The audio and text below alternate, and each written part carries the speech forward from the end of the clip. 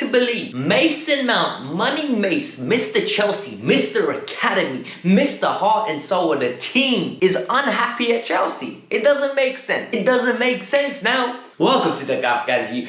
Peeps, this is an informative video. This is one you're not going to want to miss, especially if you're just a football fan in general. I've got 3 major stories for you guys today. Number 1, we're going to talk about how it's confirmed that Mr. Hakim Ziyech is going to be staying at Chelsea, allegedly. That's what all of you have told me, but I've got the quotes to prove all of you wrong, and you can see by the wording of what Tuchel says, he doesn't rule it out.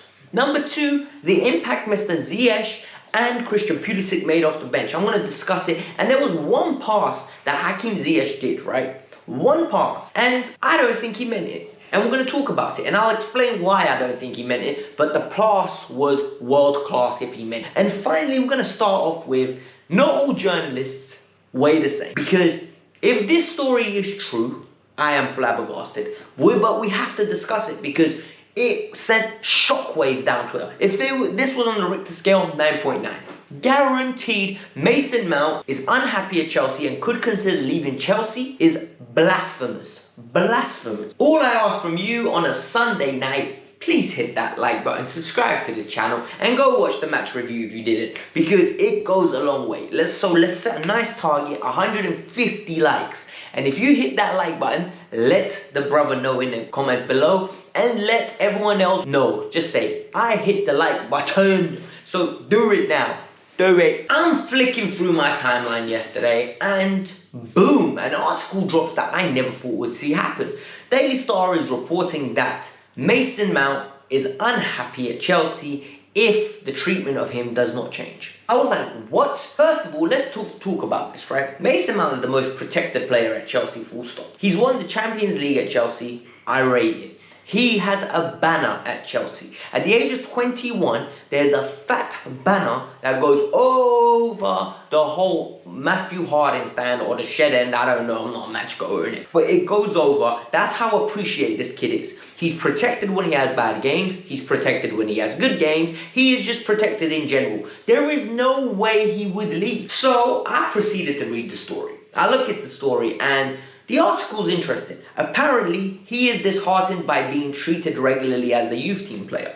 He is unhappy that there are certain other stars that are going to be earning more money than him at this moment in time, and he's viewed like someone that's come through the academy and almost viewed as he's getting sunned. That's literally it. He's getting sunned. For me, that makes kind of sense. I'm not saying he wants to leave. I'm not saying he's going to leave, but I think this is a story, personally, that has been threaded through by his people.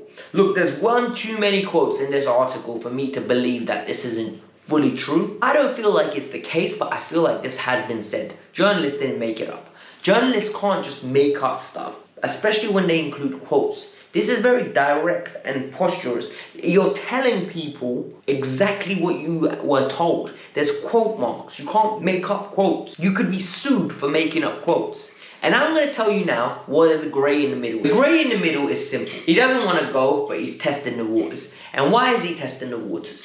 And I think the reason he's testing the waters is because of what's going on with Antonio Rudiger, what's going on with Andreas Christensen. If you think of it, yeah, Christensen is actively asking for 150k. Rudiger wants 180k because he values himself as one of the most experienced members in the team. Yet, Rudiger's struggling to get that piece. Mount is on 75k. How likely is it that Chelsea are going to give him 150 and say sign a 5-year deal? If he signs that 5-year deal, whilst it's great money, in 3-4 years time, is that money going to be worth it? Mount views himself and perceives himself as Mr. Chelsea, as one of the vocal points, as one of the reasons Chelsea are going to win league titles in the future. That's what he feels. Whether the fans feel that, whether certain fans feel that, whether the management feels, that's what in his heart of heart I think he feels.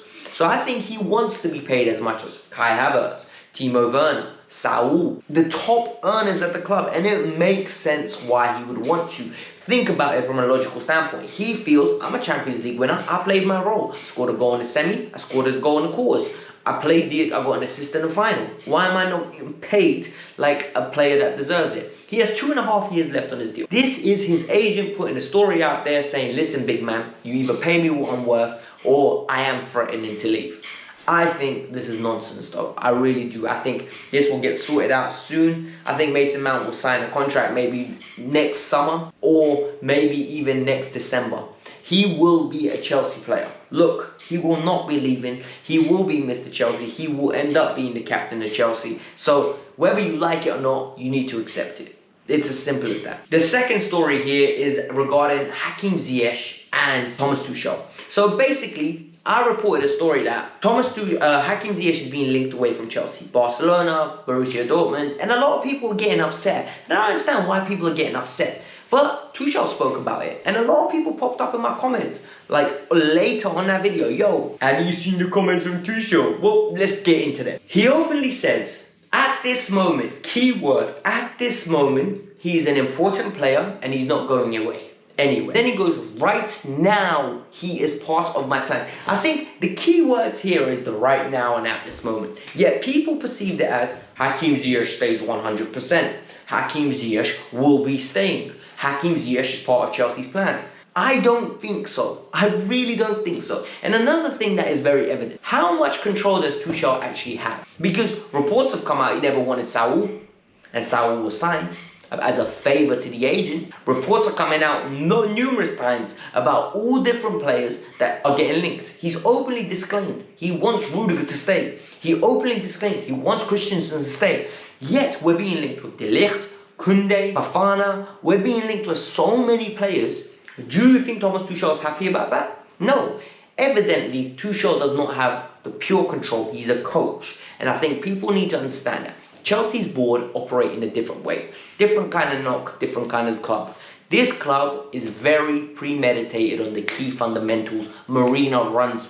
It's as simple as that. Marina and Cech run the club, head to top. That's it. The only thing they don't have an impact on is on the field antics. So whatever happens on the field is up to Thomas Tuchel.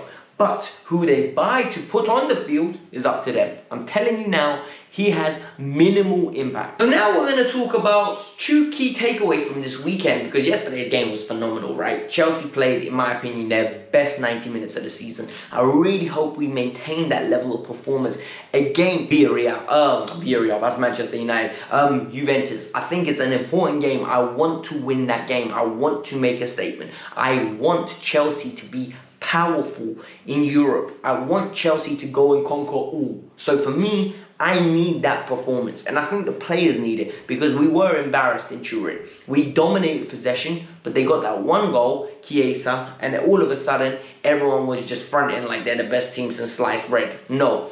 But Chelsea yesterday had two outstanding performances, impact subs, right? Ziyech had one pass, right, that blew my mind. Not the one for the goal. It was the one for the miss by Christian Pulisic. That pass was fundamental.